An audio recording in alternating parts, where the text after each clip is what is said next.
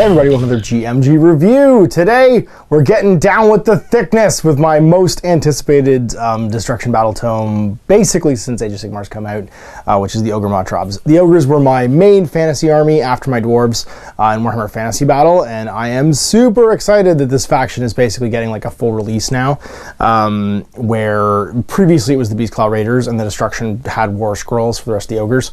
They're in one book now. I don't know why this took like a bunch of time to do. I feel like this could have been done a long time ago, but now they're basically all together without having to play a Destruction army. With a new model kit too, they got a cool new plastic Tyrant kit. And it looks like, by going through the color sections, a lot of the Finecast kits have been sort of like rebranded as specific things too. So what do we got in here? We got the Maw Path, talking about the Great Maw, and worshipping Gorkamorka as aspects of different things they believe in. The Ogres haven't changed a great deal from their Warhammer Fantasy Battle inclination. They're still all about eating and being hungry. They did get some specific tribes though, and that's pretty cool. They get a history basically for all of these like new bespoke tribes in the realms of, or the mortal realms. So you get the Meat Fists, the Blood Gullets, the Underguts, the Boulder Heads, the Thunderbellies, the Winterbites, the Gutbuster, the Winterbites. That's right, the Gutbuster Tyrant is, we're getting into actual War Scrolls now. And yeah, the War Gluts are basically their battle formation. So a lot of nice new art, a lot of classic art basically coming back in this book. And some of where they live. The Underguts Green Feast. There's so many like sort of like built-in like new sort of like details in this book that I really like the Guerrilla half of Hammer Hall is right here, and this is where the Ogres live in concentric circles of eating.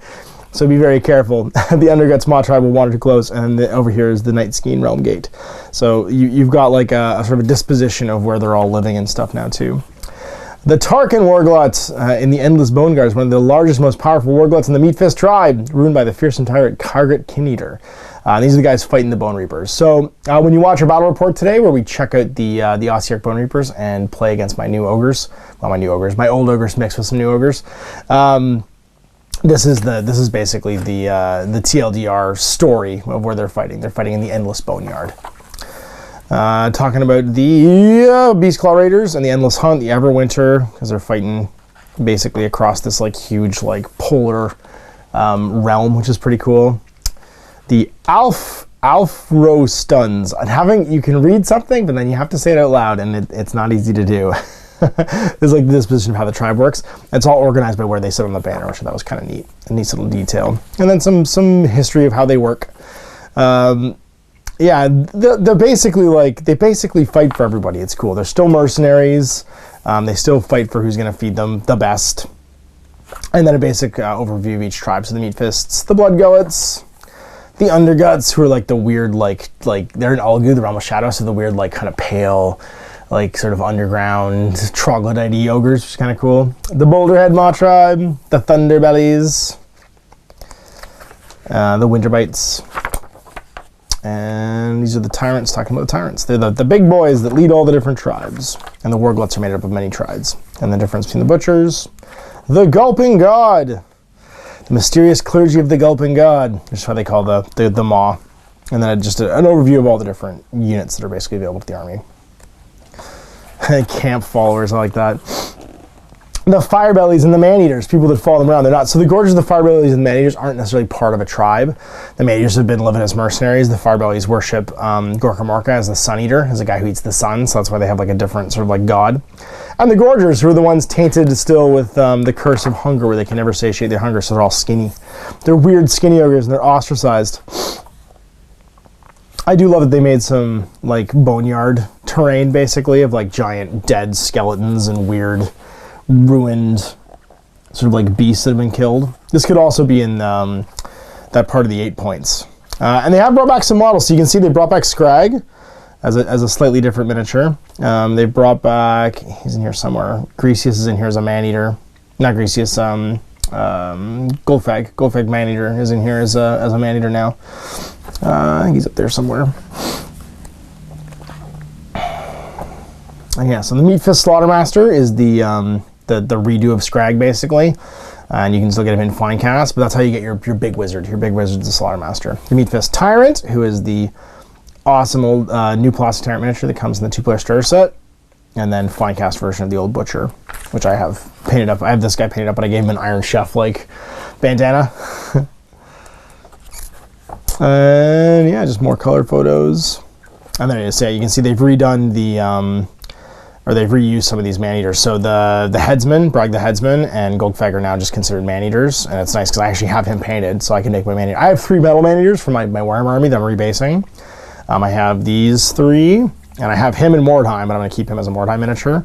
And then I have Bragg, I have Golgfag, who I'll rebase as well, and I have the man-eater, the lady man-eater with the rolling pin, who I might actually still paint up as a second Butcher instead, because I have the Butcher and the Baker, which I like a lot.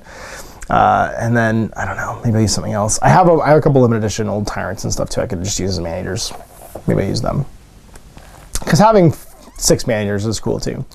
And Iron Blaster, I just painted one up from the 2-player starter set. You can see them here. This is literally some art from the 2-player starter where they're fighting in the boneyards. Lead Belches, which are weirdly minimum size 2, but it's because their accessory sprue is only for 4. So they had to be a bit strange. I have a Firebelly I need to paint up as well. Actually, I gotta find him, and a Gorger I'm rebasing, because the Gorger seems like a really good War Machine hunter. And then, yep, some color sections for all the riders.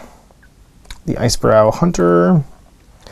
And the only thing I'm running into a problem with is I need a bunch of 50 mil bases, because all the characters are on 50 mil bases, and so are the man-eaters. And yeah, and like the Yetis and stuff are on 50 mils. I have to get some of the big cav bases for my Mornfangs, just to rebase some stuff. What's funny is I'm only rebasing part of my Fantasy Ogre army, because my Fantasy Ogre army is so big, I can still keep part of it as a Fantasy Ogre army and just rebase like maybe a third of it and have a huge AOS Ogre army as well. I'm basically just splitting it in half, so I'll still have my Fantasy army, but like I'll have a whole bunch of others. Like I'll have an AOS version of it as well. And some painting guide stuff. How to use blood for the blood god. It will be very useful to you.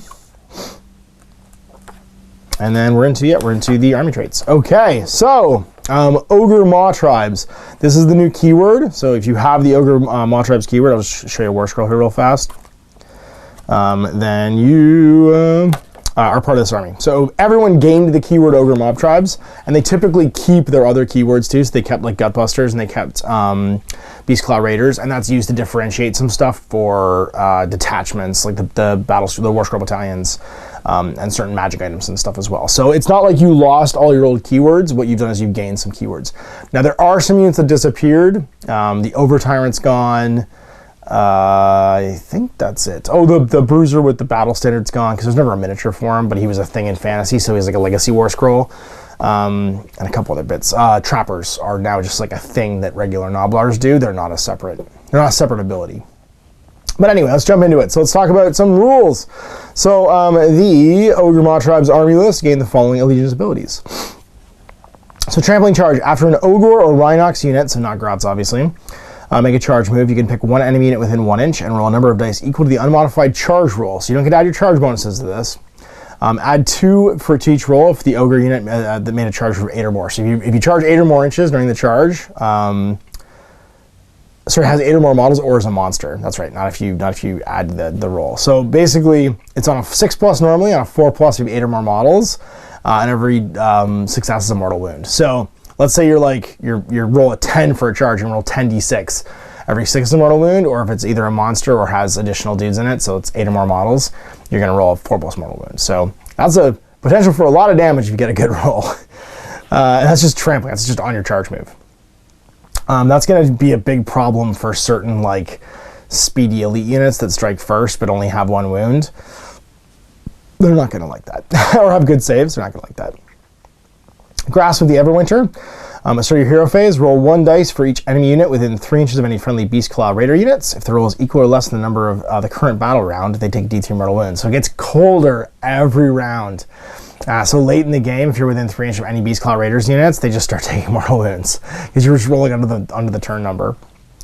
Might makes right. When determining control of an objective, each ogre counts as 2 models instead of 1, and each ogre monster counts as 10 models instead of 1. Which is handy that they needed something like that because model count is such a huge thing, and they are, I mean, they're 3 wound models basically.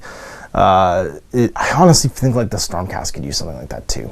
The Stormcast could definitely use a rule like that. Something that maybe their battle line could get that. Because there is a weakness in small model count armies, and spamming bigger units to hold objectives, big cheap units just to hold objectives, is definitely a thing. Designer's notes: if the battle plan being played does not follow the normal rules for controlling objectives, the Might Makes Right battle trait cannot be used. However, if an Ogor Mawtribes model is eligible to count as multiple models during a battle, the Ogor Mawtribes player can pick whether to use this trait or the battle plan. So for example, in the Relocation Orb, an Ogre monster here with an artifact can count as either 10 or 20 models. You can choose which one you want to count as. It's nice they put the designer's note in there because that there could be some confusion with certain battle plans. Ravenous Brutes: if an Ogre unit is more than 3 inches away from enemy units and is hungry, it is hungry. If an Ogre enemy unit is within 3 inches of any enemy units, it's eating. So add 2 to the move characteristic of Ogre units when they're hungry, and add 2 to their bravery when they're eating. So basically, your whole Ogre army, if that is the Ogre keyword, is +2 movement when they're not engaged in combat, they're not within 3, and +2 bravery when they are. So they become crazy fast. Like, that's a base movement of 8 on like an average Ogre unit. So movement 8 all of a sudden, and then your bravery goes to like 8 or 9 for some units when you're in melee. So that's a really cool rule. Everwinter Prayers: each Beastclaw Raiders priest in an Ogor Mawtribes army knows 1 Everwinter Prayer from the Manifestations of the Eternal Snowstorm table, in addition to any other table prayers that they know. In your hero phase, each priest that knows an Everwinter Prayer can chant 1 prayer. If they do so, they roll a dice. Each prayer has a chanting value. If it's equal or greater, that's answered. Each prayer can only be attempted once per turn, regardless of how many priests know the prayer. Mawtribes: if your army is an Ogor Mawtribes army, you can give it one of the following keywords. It's not mandatory. It's Meat Fist, Bloodgut, Underguts, Boulderhead, Thunderbellies, or Winterbite. If it has a Mawtribe keyword and it's Rush Scroll already, you can't give it a new one, obviously. So if someone's already from a Mawtribe, no changing it up. Command traits. So your Tyrants. So I have to say, and this is just like my maybe my bias because I love the Ogre army. I've loved it since it came out in 2004, I think. Jesus, my Ogre army is 15 years old. I painted most of these Ogres 15 years ago, except for the ones I painted yesterday and today. So the names are hilarious. Some of the names in this thing are awesome, and it makes me happy they kept that in here. So Furious Guzzler is the first command trait. At the start of your hero phase, if the general's eating, you can heal D3 wounds. So basically, if he's engaged in melee, he heals D3 wounds started every hero phase. So your hero phase. Prodigious Girth, just +2 wounds. Killer Rep, you get a second big name for your Tyrants. Mighty Bellower: if your enemy unit fails a battle shock test within 6, add D3 to the number of models that flee. An Eye for Loot: you can reroll hit or wound rolls for attacks that target, with your melee attacks by this general that target a hero with an artifact power. And Crushing Bulk: you're a monster for the purpose of trampling charges, so you're always on a 4+, you do mortal wounds. Which is interesting because he charges him by himself all the time. So if you think about it, yeah, if you really wanted it to like trampling charge spam, take a lot of little units, and if you took the Tyrant, he's rolling maybe between 7 and, if you like, well, you could roll like 12 potentially if you got boxcars. 12 4+s on your trampling charge. His own trampling charge is by himself because it's your roll for the charge now, and it's always on a 4+ Crushing Bulk. That's a really good command trait. Although the Furious Guzzler, I think, is definitely in contention there because just being in melee and healing D3 wounds, having built-in healing to your hero is amazing. There is also a Iron Guts battalion, War Scroll battalion later on that lets him not have to take all of his own damage. That could be handy when you combine them. Traits of the Butcher. So this is for butchers only. Questionable hygiene. He's just covered in rancid blood. Subtract 1 from hit rolls made by enemy units while they're within 6 inches of the general. Herald of the Gulping God. Friendly units don't take battle shock tests when they're wholly within 15 and he's eating, because everyone's like, oh my god. It's so horrifying. Growling Stomach, -2 bravery for enemy units within 12 while he's hungry, so if he's outside of melee. Gastromancer knows all the spells from the Law of Gut Magic. Rolls of Fat, +2 wounds, and Spell Eater. Each time this general dispels an endless spell, or you heal wounds allocated to them. Sorry, you heal any wounds allocated to them, so they go back to full wounds. If a general has no wounds allocated to them, you can instead add one to their characteristic until the end of the battle. In addition, each time this general dispels an endless spell, they can cast an additional spell in that phase. So they basically, if they successfully dispel an endless spell, they get to cast another spell later on because they eat it. So they get like a free dispel, because normally you're giving up a spell cast to get rid of one. They get an extra spell, so it just cancels it out. You're doing it for free, basically. And on top of that, you get all your wounds back and potentially +1 wound. So yeah, real good at getting rid of endless spells. Traits of the Beast Claw, so Frostlords and Huskguards. Nomadic Raider, you can reroll wound rolls for attacks made by melee weapons by this general, while they're wholly within enemy territory. Voice of the Avalanche, once per battle round, this general can use a command ability on their war scroll without spending a command point. Frostfell Aura, units cannot retreat when they're within 3 of them. Master of the Mournfangs, friendly Mournfang pack units do not take battle shock tests when they're wholly within 18 of the general. And Skilled Rider, have the number of wounds suffered by the general rounding up when determining which row on the damage table to use. So basically, you're twice as tough. Touched by the Everwinter, the general's a priest, and if they're already a priest, they know an extra Everwinter prayer. Traits of the Huntress, this is for the Icebrow Hunter. Command trait, Winter Ranger. As part of each of your hero phases, if this general's in ambush, you gain D3 additional command points. So if you leave him in ambush instead of bringing him out, he just gains you D3 command points every turn, which is kind of cool, because there's some pretty cool things you can do with command points. And obviously just the general command point usage of like rerolling and stuff like that can be really good with this army. And you'll see why when you see the War Scrolls, because I am going to go through all the War Scrolls because they've changed quite a bit. Eye of the Blizzard, subtract 1 from hit rolls for attacks target general. Blood Vulture's Gaze, add 1 to hit and wound rolls for attacks made by missile weapons by this general, because he's good with his crossbow. Frostmaw, when you use this general's Icy Breath ability, you can pick D3 enemy hits within 6 instead of 1. Raised by Yetis. Such a great name for a rule. Add 1 to the attack characteristic of melee weapons used by friendly Icefall Yetis when they're within 12 of this general. And Skull Packmaster, when you use this general's Master of Ambush ability, up to 2 units of Frost Sabers can join this general in ambush instead of 1. That's so funny. Artifacts of Power. So now we're into your magic abilities, basically. So it goes Tyrants, Butchers, Frost, like the same list, basically, and then Icebrow Hunters at the end. So the Tyrant gets a Head Smasher. His Thunder Mace is damage 4 instead of damage 3. Graal's Gut Plate, add 4 to the movement characteristic while he's hungry instead of 2, so he gets movement 10. Gruesome Trophy Rack, add 1 to the hit rolls for attacks made by friendly Gutbusters units within 12 inches of the bearer, the target a monster or a hero. So not everybody, but pretty good still. Flask of Stoneheart Blood, once per battle at start of any phase. The bearer can use this artifact if they do so until the end of that turn. Roll a dice each time you allocate a wound or mortal wound to the bearer, and a 4+ is negated. The Sky Titan's Scatter Pistols. Your pistols have an attack characteristic of 6 instead of 2. And the Fang of Gur, the bearer's Beast Skewer Glaive, has a run characteristic of -3 instead of -1. So what's interesting is you'll notice there's a bunch of different weapon things there. You no longer pick what your Tyrant has and then what he's armed with. He just has everything. He has all the stuff. He has the Beast Skewer, he has the Thunder Mace, he has the pistols. The Tyrant profile got so crazy because he just gets all the weapons now. He's just covered in weapons. It does mean older Tyrant models might look a little weird because they're not armed with everything, but it means you only need 1 Tyrant model now, and he has all the things. It's kind of a push towards the workshop thing of don't convert miniatures, but anyway. The Butcher, he gets his Butcher's Victuals. So literally all of these are cut up pieces of meat. A Dracoline Heart, once per battle. As start of hero phase, the bearer can use this artifact. If you do so, pick 1 Great Maw Pot trade feature. It's within 6 of your general, or within 6 of the bearer and empty. It's now full. So the Maw Pot, which we'll talk about in a minute, basically it's a almost the whole battlefield healing ability. And it starts the game empty, and then if you kill an enemy model within 6 of it, it becomes full again because you put their body in it and start cooking. You need a hero nearby to unleash it. But this allows you to basically refill it once per game for free. The Shrunken Priesthead, roll a dice each time you allocate a wound or mortal wound to the bearer, and a 5+ is negated. That's just a better version of the Stoneheart Blood, because it's all time for 5s instead of 1s per game on 4s. The Wizard Flesh Apron. It's an apron made out of skin. The bearer can cast an additional spell each of your hero phases.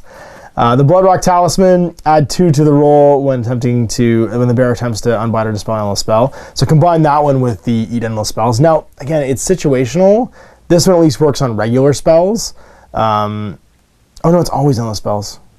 Attempts to unbind or dispel an endless spell. Oh no, unbind or. So unbind is the same. Okay, yeah. So unbind or dispel an endless spell. This one works all the time then. But you can combine it with the command trait to get all your wounds back and get an extra spell. If you wanted to take a general that was a butcher. Grease-smeared tusks. Add 1 to the charge rolls for friendly monsters where they're within 9. And then the rotting Dankhold spears. So now Troggoths are an ally for this army, which I think is pretty cool. Spores rather. Once per battle at the start of your hero phase, the bear can use this artifact. If they do so, pick an enemy unit within 6 of the bear and roll a number of dice equal to the number of models in the unit. Every 4+ is a mortal wound. So it's a pretty cool holy hand grenade if you're fighting a big, like an army with lots of models in it, but not so good against elite armies. Relics of the Everwinter, so Frostlords and Huskguards. You can take the Rime Shroud, reroll unmodified hit rolls of 6 for attacks made with missile weapons and target the bear. So basically you can never get exploding 6s against them. If you make them reroll them, it's going to be unlikely. The Blade of Allfrost, pick one of the bear's melee weapons. If any wounds inflicted by the weapon are allocated to enemy hero or monster model, and that model is not slain, subtract 1 from hit and wound rolls for attacks made with melee weapons by that model for the rest of the battle. So they might as well hit forever because they start to freeze. The Carvelox Flank. Friendly Icefall Yeti units that are wholly within 12 of the bear. At the start of the movement phase, can move an extra 2 inches when they make a normal move during that phase, so +2 movement for Yetis. The Alvagr rune tokens. Alvagr. Once per battle at the start of your hero phase, the bear can use this artifact. If they do so, at the start of your next hero phase, you can reroll hit and wound rolls for attacks made by the bear and reroll save rolls for attacks that target the bear. That's pretty cool. But only once per battle. The Skull Shards of Dragar. Once per battle, the bear can attempt to unbind the spells if they're a wizard. If they do so, it's automatically unbound. You have to roll. And the Elixir of the Frostworm. Once per battle at the start of your shooting phase, the bear can use this artifact. If they do so, pick an enemy unit within 9. It's visible. They take D6 mortal wounds. The bear then suffers D3 mortal wounds. So it kills them and kills you because you unleash the Frostworm. And then you get some trophies of the Skull for the Icebrow Hunter. And he gets the Pelt of Charngar. In your hero phase, you can heal up to D3 wounds allocated to the bear, so it's basically the same healing that the Tyrant gets in combat, but this one's just all the time. The Catnack Brow Plate. Add 1 to save rolls for attacks target the bear. In addition, at the start of your hero phase, you receive an additional command point. And the Frost Talon Shard Bolts. If the unmodified hit roll for an attack made with a crossbow is a 6, it takes D3 mortal wounds on target in addition to any normal damage, because you got a cool magic arrow.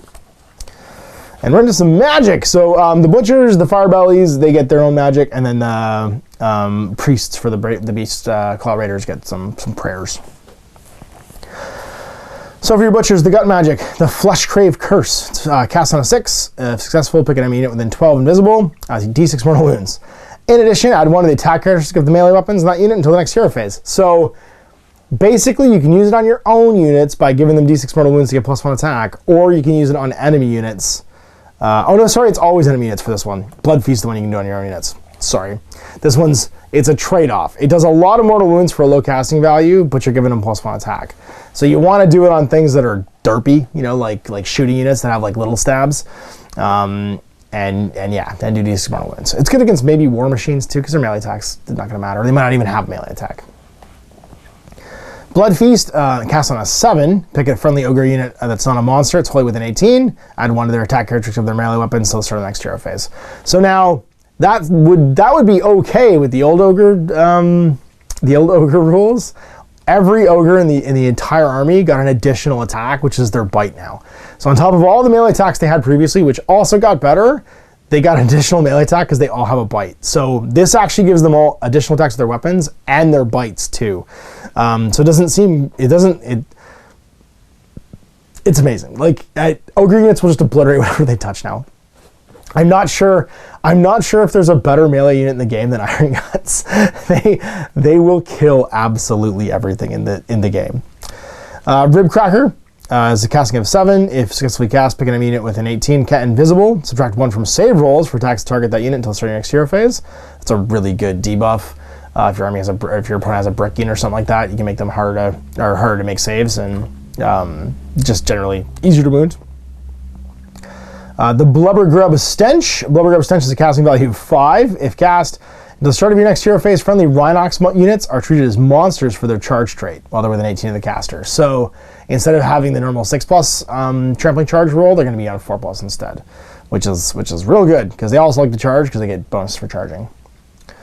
Molten Entrails has a casting value of 7. If cast, pick a friendly Ogor Mawtribes monster, wholly with an 18 of the caster, invisible. Until the start of your next hero phase, add one of the damage characteristics of melee weapons used by that monster's mount. So the mount gets +1 damage. And then Greasy Deluge has a casting value of 7. If cast, pick an enemy unit with an 18 of the caster, invisible. Subtract 1 from hit rolls for attacks made by that unit until the start of your next hero phase. You have a -1 to save, or -1 attack, and a -1 save debuff, which are both great. You have a +1 attack for you. You have a little hitting spell. They got rid of the Great Maw though. Oh no, wait, they may not have. I didn't look in the war scrolls. He was still there. But these additional spells, basically, there's 2 for your Beastclaw Raiders, 2 buff/debuffs. So 2 debuffs to the opponent and 2 buff/debuffs for your opponent and you, but also does damage. Lord of the Sun Eater for Fire Bellies. Fiery Whirlwind has a casting of 6. If successfully cast, pick an enemy unit, roll a dice for each model in that unit that's within 12 of the caster, invisible. For every 4+, they suffer a mortal wound. If the unit has only 1 model, roll 3 dice instead of 1. That one's amazing. Fiery Whirlwind could be really good against a big unit. Like, imagine you walk up to like a huge 30-man unit of Skaven, and on a 4+, they take mortal wounds within 12. Billowing Ash has a casting value of 8. If cast, until the start of your next hero phase, subtract 1 from hit rolls for attacks target friendly units wholly within 12 of the caster. So now you have a debuff, an aura basically debuff, which is really good. That Billowing Ash is like it's all attacks, melee and shooting. It's just attacks to target units within 12. So you stick that fireball in the middle of your army, and you've just projected a 24-inch circle, basically, that is -1 to hit. That's awesome. A reason to take a Farbelly. And then Tongues of Flame has a casting value of 6. If cast, pick 1 enemy unit that has 5 or more models that are within 18 of the caster, invisible. Until the start of your next hero phase, each time that unit finishes any type of move, it suffers D3 mortal wound, because you're on fire. And we have our prayers, the Pulverizing Hailstorm, 4+. It's answered. If the prayer is answered, pick a point in the battlefield with an 18. Roll 1 dice for each unit within 3. And then on a 3+, take D3 mortal wounds. So it's a little comet, basically. Keenan Gale, the prayer is answered on 4+. If answered, pick a friendly monster or Mornfine pack unit wholly within 18 of the model chanting this prayer until the start of your next hero phase. Add 3 to their move. That's only good against monsters, and I mean this is designed to target Beastclaw Raider stuff. And then Call the Blizzard on a 4+. Pick a friendly Icefall Yeti unit within 18 of the model. Invisible, you can return 1 slain model of that unit. So you can bring back Yetis, basically, with an undispellable prayer. It's only on a 4+. A reason to buy Yetis, I guess. And then we got some mount traits. We got some stuff for the Stonehorns and the Thunder Tusks. So for the Stonehorn, add 1 to hit rolls for attacks made with this model's rock hard horns, the Black Clatterhorn. The Metal Cruncher, at the start of the combat phase, pick an enemy war machine, or 1 enemy unit with a save characteristic of 4+, 3+, or 2+, that's within 3 inches. They take D6 mortal wounds, just to metal immediately, because they crunch the metal. Belligerent Charger, when determining the number of dice for the Trampoline Charge battle trait, treat any rolls of less than 7 as 7. Frosttooth Bull, improve the rank characteristic of their crushing wounds by 1. Rockmane Elder, they get +1 wounds. And then Old Granite Tooth, add 1 to charge rolls for Stonehorns and Mornfang pack models are within 12 of the model. It's a paragon of its kind. And the Beast of Alvugur, that's Thunder Tusks. Fleet of Hoof, reroll both the dice when making charge rolls for this model. Flesh Greed, it's 1 or both, sorry, when making charge rolls. Flesh Greed, at the start of each hero phase, this model is eating, it can heal a wound. The Rime Frost Hide, worsen the run characteristic of melee weapons that target this model by 1. It's basically +1 save against rend. Varnak, add 1 to their wounds. Matriarch, add 1 to charge rolls for friendly Thunder Tusks when they're only within 12. And then the Alvgar Ancient. If this model is not made a charge move in the same turn, enemy units that are within 3 of this model at the start of the combat phase fight at the end of the combat phase because he freezes them. And then we're on to the Great Maw Pot. You get 1 for free. After territories have been chosen, but before armies can be set up, you can set up your Great Maw Pot anywhere in the battlefield, more than 1 from other terrain, and more than 12 from the enemy territory, and more than 6 from objectives. If both players can set up terrain features, you roll off. It's scenery. It's a Vessel of the Guilty Gods. You add +1 to casting and bonding rolls for their wizards within 1 inch of the Maw Pot. Battle Broth. It can set to be empty or full. If the start of your battle, it starts full. In your hero phase, pick a friendly ogre unit with ogre hero within 6 of the Great Maw Pot, and they can spend all that Maw Pot's great magic. If they do so, you heal D3 wounds allocated to each friendly ogre unit within 36 inches. Once it's been spent, it's empty. And then throw them in. If an enemy model is slain within 6 inches, the Great Maw Pot becomes full because you chuck the body into the Maw Pot. So it's just a huge healing buff, basically. If your opponent never comes within 6 of it, though, you need to buy that Drakeline Heart to refill it, because they're not gonna let you refill it, basically. But you have a once per game burst to heal D3 wounds across the army. Potentially twice the Drakeline thing. You can't guarantee they're gonna come within 6 to make it so that you can refill it yourself. And then we're on to the Mawtribes. These are the 6. 1, 2, 3, 4, 5, 6. Yep. So the Meat Fists, their abilities are Fleshy Stampede. The names just kill me. You can roll an additional die when a Meat Fist unit uses the Trampling Charge. So you get +1 to basically your number of dice you roll. Your command ability is the Unstoppable Feast. You can use this command ability at the start of your combat phase. If you do so, pick a friendly Meat Fist hero. Until the end of that phase, add 1 of the attack characteristic of friendly Meat Fist Ogre Gluttons using Gulping Bite when they're wholly within 18. You cannot use you can't pick the same unit to benefit from this more than once. So basically, their additional attack, their Bite attack, becomes 2 until the end of the phase for that one unit. Command trait, Food for Thought. At the start of your hero phase, if they're eating, they get a command point because you eat their brain. And then their artifact of power, they have to have the Gut Plate of Gur. You can reroll save rolls of 1 for attacks target the bearer. Not a bad list. I like the command point generation when you're in combat, and the extra trampling charge die. You get the Blood Goat Mawtribe. They have the Heralds of the Gulping God. Your butchers know an extra spell. And additional friendly butchers can attempt to cast an extra spell in your hero phase. So +1 spell casting for free. That's pretty cool. Then you get Bloodbath. You can use command ability at the start of your combat phase. If you do so, pick a friendly Blood Gullet Butcher. To the end of that phase, you can reroll wound rolls for attacks made with melee weapons by friendly Blood Gut Ogre Gluttons units that are wholly within 12 of that butcher. So rerolling wounds is a command ability, but you need to have, I don't know. It's a cool command ability, but you need to have a butcher nearby to use it. And you're going to take a butcher, you can have a wizard. Command trait, the Bloodgut General must have this command trait, and a nice drop of the red stuff. Friendly units that start pile and move wholly within 12 of the general can move an extra 3 inches when they pile in, so you get 6-inch pile-ins. And then artifact of power, you have to have the Spatter Cleaver, and pick 1 of the bearer's melee weapons at the end of the combat phase. If any wounds inflicted by that weapon in that phase were allocated to enemy models and not negated, you can heal D3 wounds allocated to a friendly Bloodgut Ogre unit wholly within 12. So if you kill someone with your boss man with his artifact, you can heal a nearby unit. And it can be any unit. Just they have to be from the same tribe. Oh, it's each friendly unit. Oh my god, okay. That's pretty cool. It's an aura healing. It's each friendly Bloodgut Ogre unit wholly within 12 of the bearer. Because he just chops off parts and tosses them to all the units. So again, if you stick him in the middle of the army, he can just start healing everybody. Then we got the Underguts Mawtribe. They're lead belcher units, so they use black powder to like blow stuff up. So they love lead belchers for some reason. Their lead belcher guns have a range characteristic of 18 instead of 12, so you have 18-inch guns. That's kind of neat. And you can take them as battle line. So Thunderous Salvo, you can use command ability at the start of your shooting phase. If you do so, pick a friendly Underguts hero. Until the end of that phase, add 1 of the attack characteristic of missile weapons used by their Underguts Iron Blasters units wholly within 12 of that hero. You only use it once per shooting phase. So +1 attack for all your cannons basically within 12. And then your command trait, Massive Scars. Subtract 1 from wound rolls for attacks made with missile weapons, target general. And your Noblar Blast Keg. Okay, so once per battle, at the start of your shooting phase, you can use the Noblar Blast Keg. And there's a bunch of, it's funny because when they did the 2-player starter set, they actually painted the little like grots that come on the frames with the command stuff. They don't have a use. There's nothing to do with them in the boot, but you can mark if you've used your command, your Blast Keg or not if you want. Because there's one carrying a giant keg.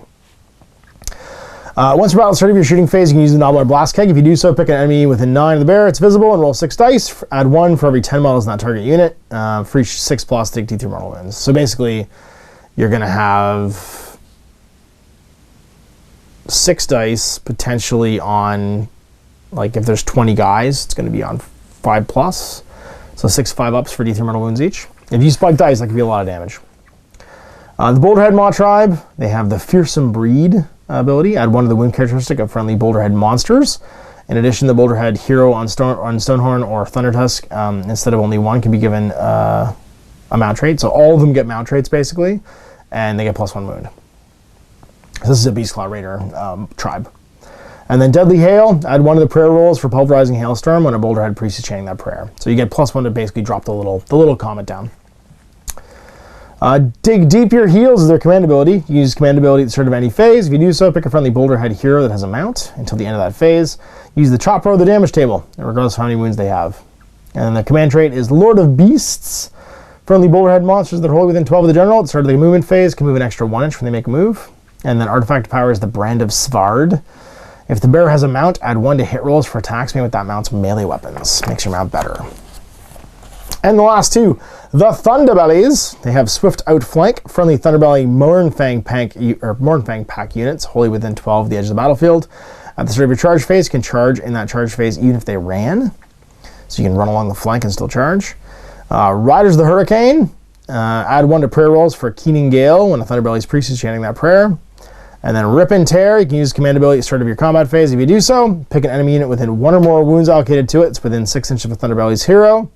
Until the end of that phase, you can reroll wound rolls for attacks made by friendly Thunderbelly's Mournfang pack units that target the enemy unit. So basically you can pick somebody out.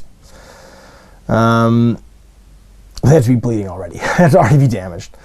You get Storm Chasers, your command trait. Add 1 to charge rolls for friendly Thunderbellies units that are wholly within 18 of the general. So you get +1 to charge. That's neat. And then your artifact of power is a Shatterstone. Enemy units treat terrain features within 12 inches of the bearer as having the deadly senior hero in addition to any other senior heroes they have. So you make all the terrain around you dangerous for the enemy. And then finally the Winter Bites. They're Ghosts in the Blizzard. Subtract 1 from hit rolls for attacks made with missile weapons that target friendly Winter Bite units that are wholly within your territory.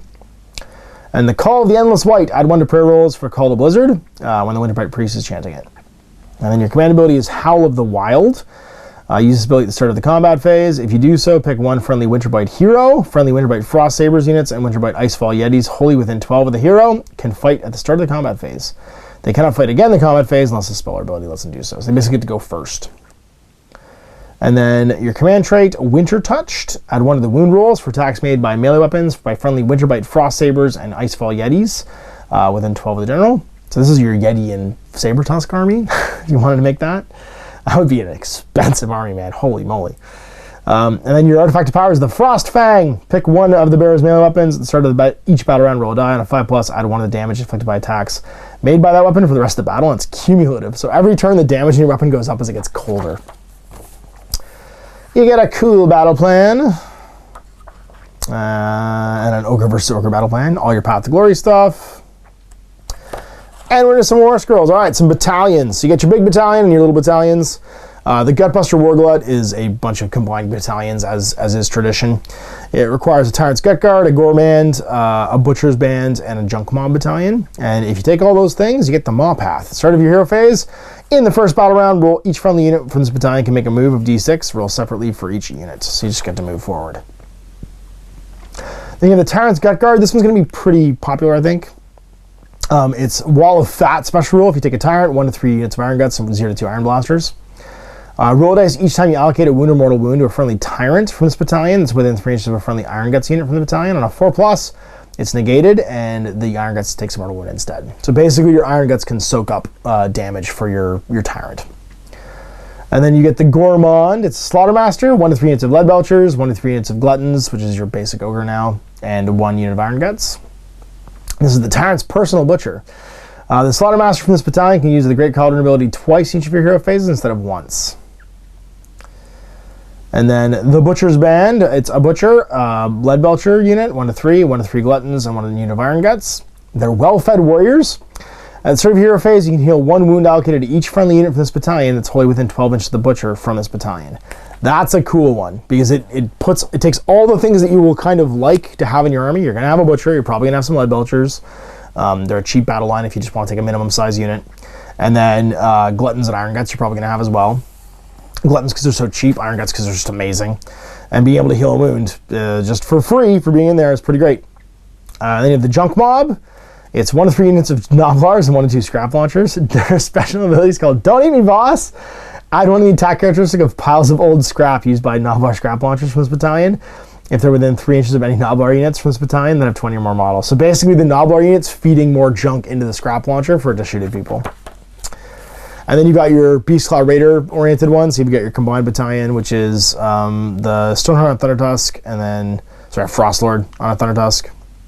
or Stonehorn. And then a Yurlbad Battalion, a Yurlbad Battalion, a Torbad Battalion, and a Skull Battalion. And they get the Alfrostun Avalanche. When using the Grasp of the Everwinter battle trait and rolling a dice for each enemy unit within 3 inches of the battalion, subtract 1 from the roll. So basically you're -1 under the turn round to do mortal wounds to someone within 3 of you. Because you're just scarier like that.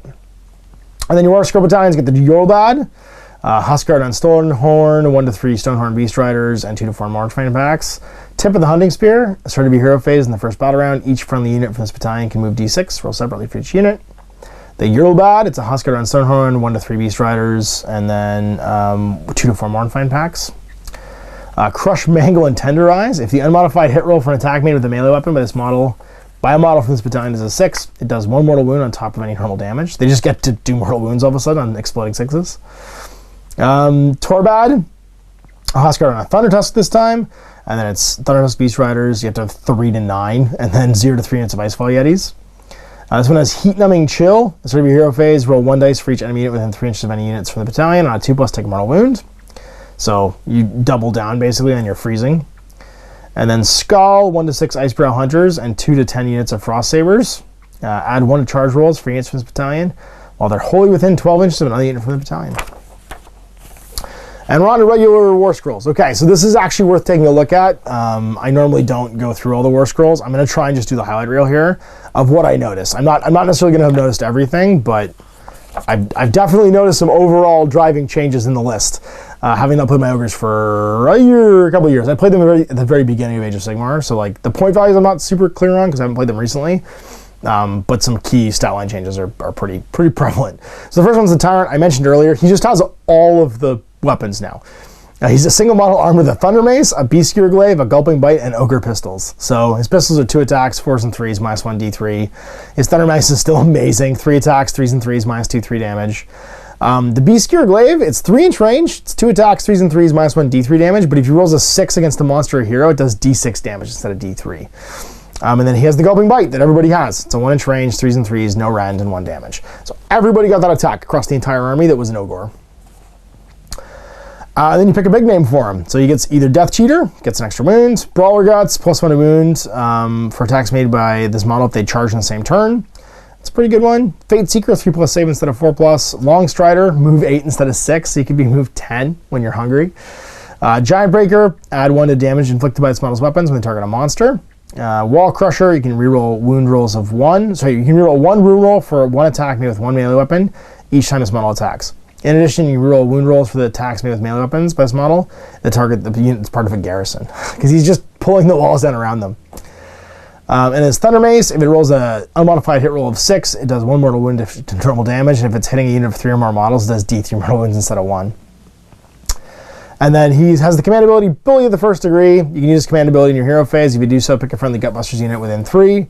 And they take d3 mortal wounds, but never make battle shock tests again for the rest of the battles. That's the one you do at the very beginning of the game, and then like they just heal up later on. So he just punches somebody and hopefully doesn't kill them, and then they just they walk it off for the rest of the game. So Scrag the Slaughter became the Slaughter Master, which is the dude with the big cauldron. And he's got his Stump Blades for 2d6 attacks, 3s and 3s, no rend, 1 damage, and his Gulping Bite, same as everybody else. He has a motley assortment of weapons on the grots that follow him around. 3 attacks, 5s and 5s, and then 1 damage for the 1-inch range.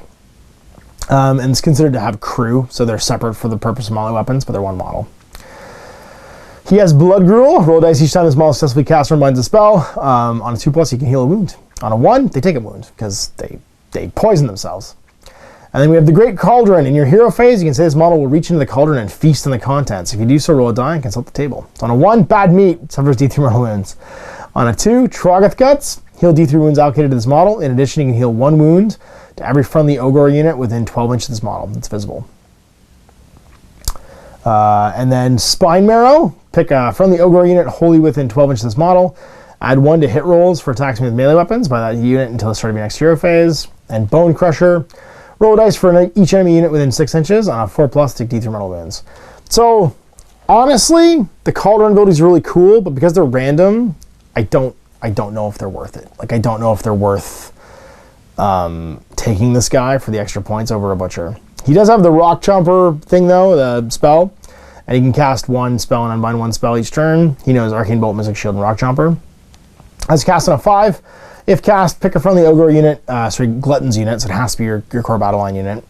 Wholly within 18 of the caster that's visible until the start of your next hero phase. If the unmodified wound roll for an attack made by that unit's Gulping Bite is a 6, do a mortal wound. And they can heal a wound as well. So your Gulping Bites, they tie into a bunch of special rolls here. In particular, in this one, it gives them a healing and a mortal wound ability. So then we get the regular Butcher. He's just got a Tenderizer or a Cleaver. Either one. They're both... the Tenderizer is 3 attacks, 3s and 3s, -1, 3 damage. The Cleaver is 3 attacks, 3s and 3s, -2, 2 damage. But so it's got a better rend, basically. And then he has a Gulping Bite like everyone else. 7 wounds, 6-inch move, 5+ save, bravery 8. Blood Gruel. Roll a dice each time this model successfully casts or unbinds a spell. On a 2+, heal a wound. On a 1, take a mortal wound. And then he's a wizard. He can cast and unbind 1.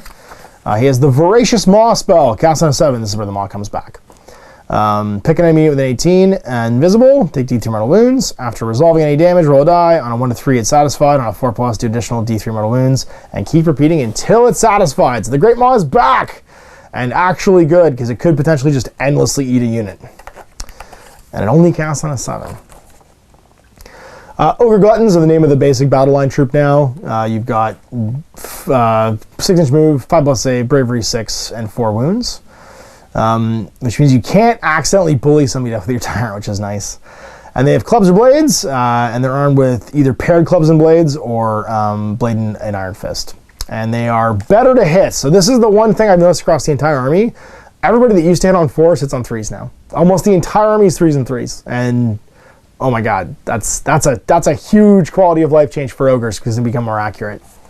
So 1-inch range, 3 attacks, 3s and 3s, 2 damage, and then Gulping Bite, which everyone got as an additional attack, 3s and 3s, 1 damage. But as you've seen, there's certain abilities that come off them.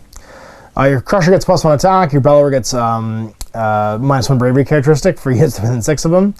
And then your Standard Bearer, 1 to 6 to be a Standard Bearer, they get either the Beast Skull Bearer or a Tribal Banner Bearer. It's either reroll charge rolls or the bravery characteristic gets up by 1. And then you have a Lookout Noblar. It's a 6+ negate basically for missile weapon attacks. So you get a 6+ short against missile weapon attacks, which is nice. And then paired clubs or blades. If the unmodified hit roll for an attack made with a paired club or blade is a 6, inflict 2 hits instead of 1. And then Iron Fist is the usual thing. If an unmodified save roll for attack made with a melee weapon that targets this unit is a 6, the attacking unit suffers a mortal wound after all of its attacks have been resolved. So you parry back and do damage. And then Iron Guts, much like the Ogor Gluttons, they have gotten a big quality of life increase because they also hit on 3s now with their amazing Mighty Bashing weapons. 4+ saves, bravery 7 instead of the bravery 6 on the ogres. And they are 3 attacks, 3s and 3s, -1, 3 damage. Oh my god, they're so good. They're so good! Flat 3 damage is amazing on just like a core battle line troop that can reach out and kill people. Your Gutlord is +1 attack. The Bellower is the same as the other Bellower, so -1 bravery. And then you get a Rune Maw Banner. And if an enemy unit fails a battle shock test within 6, roll a d6. On a 6, add d3 to the number of models that flee. In addition, each time they're affected by a spell or endless spell, roll a die. On a 6, it just doesn't affect them. It just doesn't work. It just stops working. And they still have down to the Iron Guts once per battle in your hero phase. If an Ogre model from your army is fled, you can use this ability. If you do so, reroll hit, wound, and save rolls of 1 for them until your next hero phase. Gorges, they're pretty much the same. I didn't spot like at a glance basically any big differences. Move 6, 6+ save, bravery 8, 5 wounds. If Dispensable Jaw, they've always had a bite attack, but they're not the same, so it's not a Gulping Bite. Long Claws, 4 attacks, 3s and 3s, 2 damage, and Dispensable Jaw, 3s and 3s, -1, d3 damage. And they can ambush, so keep them in reserve at the end of your first movement phase. Place them anywhere in the battlefield, more than 9 for enemy units, so you can go have them ambush war machines and light missile crews. And then reroll charges, Insatiable Hunger. So even though you're deploying 9 inches away, you can reroll the charge roll. Lead Belchers are identical, I'm pretty sure, except they've gotten an extra attack here with the Gulping Bite. They can still get d6 attacks with their guns instead of d3 if they sit still, and the Thunder Fist still gets an extra attack. But I'm pretty sure other than that, they're identical the way they were. Oh, but their bludgeoning blows hit on 3s now instead of 4s. Yeah, they punch on 3s instead of 4s now.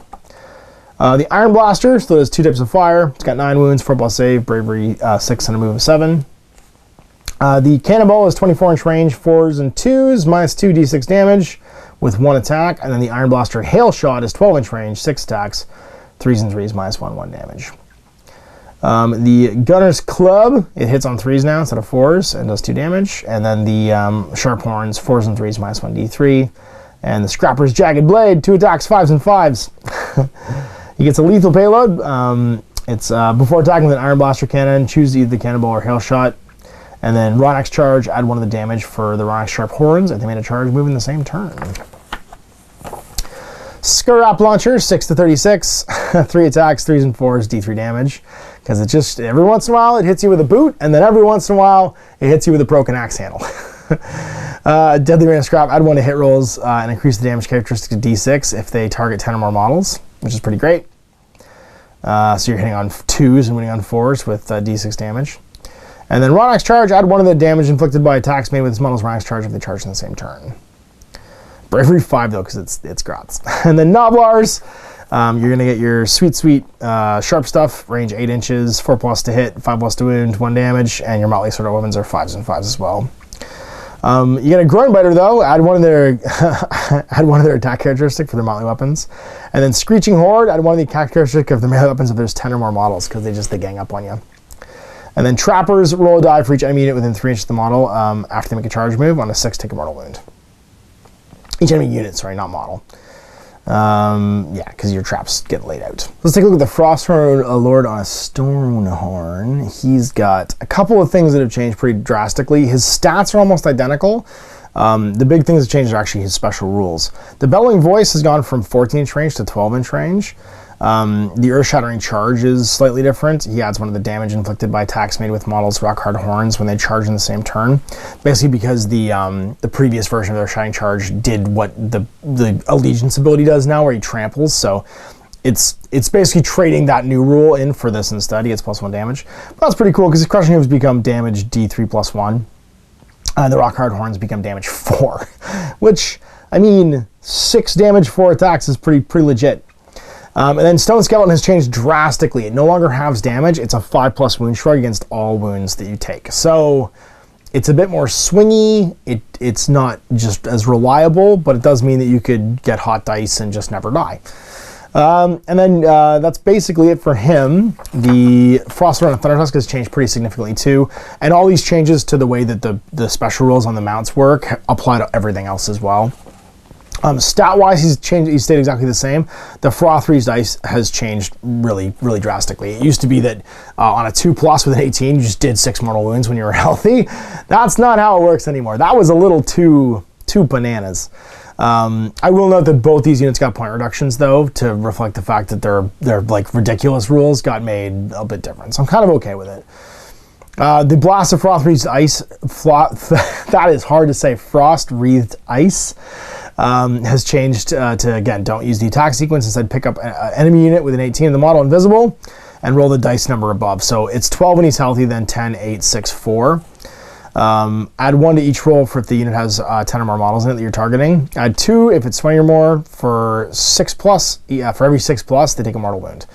So it kind of math outs the same if you're targeting a big unit. Before, though, you could just do 6 mortal wounds to anybody. And it did allow you to kind of snipe characters with it, so I can understand why you'd change that, because the targeting restrictions didn't apply. You could just look at a support character and be like, you're dead, you're dead, you're dead, because it would just take 6 mortal wounds. So like, I feel like this is a better compromise, because at least there's a dice roll involved, and if you're targeting big units, which is what this is thematically supposed to be attacking, you're not just crushifying them. But if you're rolling 12 dice on a 4+, on average, you should still get 6 mortal wounds.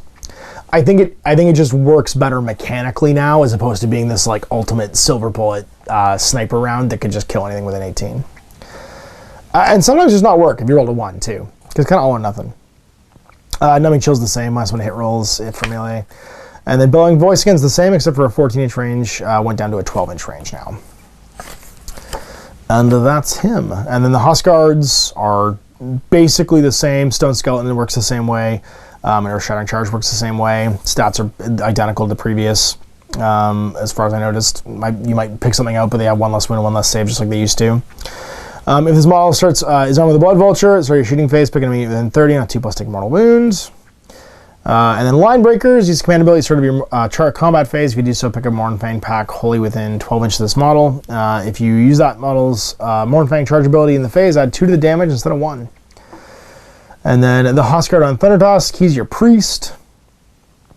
I think? No, yes, he is the priest. That's right. This is not the priest.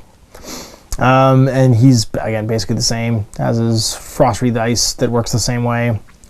Numbing Chill's the same, Blood Vulture's the same, and then he's a Blizzard Speaker. You can chant a Falling Prayer. He gets Winter's Endurance.